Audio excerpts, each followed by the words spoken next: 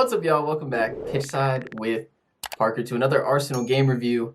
Today, a 3-0 win over Sheffield United at Bramall Lane. A good win for Arsenal. Definitely some positives here. Some nice performances from Martinelli and Saka and Lacazette.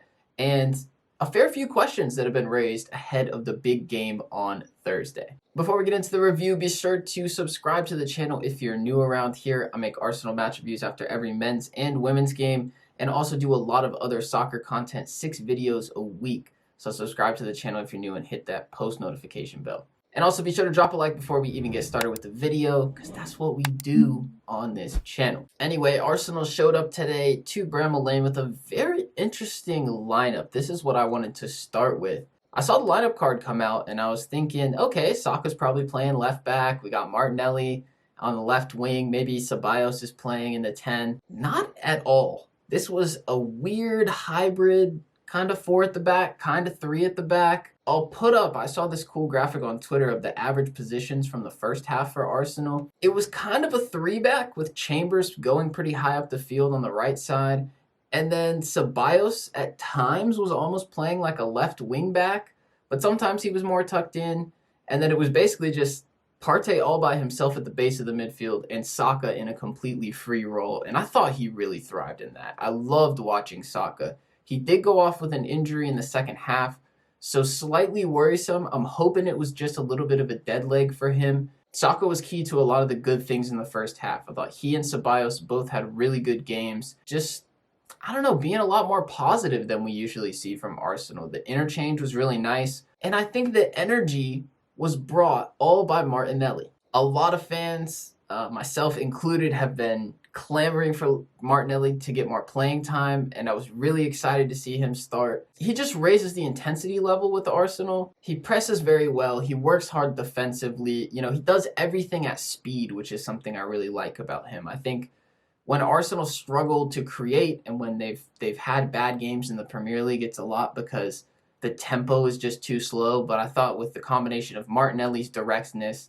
Saka's ingenuity in this game, Ceballos playing a lot quicker than he usually does as well, it was all there for Arsenal in an attacking sense, especially in the first half. The second half, I would say, slowed down quite a bit. I think a lot of that had to do with the injuries and some substitutions and stuff. But in the end, it was a 3-0 win. If we look at the goals, the first goal, oh my goodness, the football was on full display. Wonderful link up. I think it was Lacazette into Saka to Ceballos with the neat little back flick back to Lacazette, and he didn't make any mistakes with the finish. I mean, Laca's finishing was on point today. That finish and the finish for the final goal as well, where he gave Ramsdale the eyes and sent him the wrong way. I mean, that was brilliant, but I don't know about y'all, but for me, the first thing it just makes me think of when I see that is, where was that against Slavia Prague when you had a full-on one-on-one and a wide-open net? And then the other goal, the second goal from Martinelli, glad to see him get on the score sheet. I think it was mostly just a really bad mistake from Sheffield United.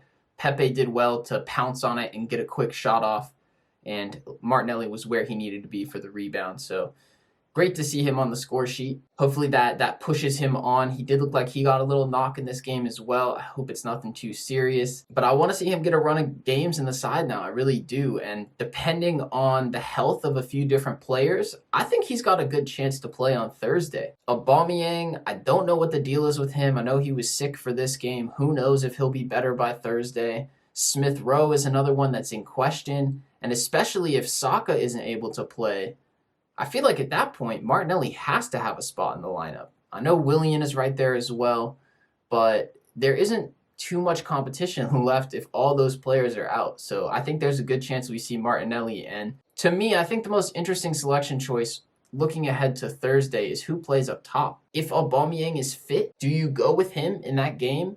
The club captain, do you bring him back in? And I think if he hadn't gotten sick, he would be definitely in line to start that game. But now Laca has raised some questions because he's actually put this really good performance out there. He's been more clinical. He rebounded well, and that's all you can ask for from him. As disappointing as his performance was against Prague, you can't ask for anything more than for him to come out and score 2 goals today against Sheffield. He played really well. He was clinical.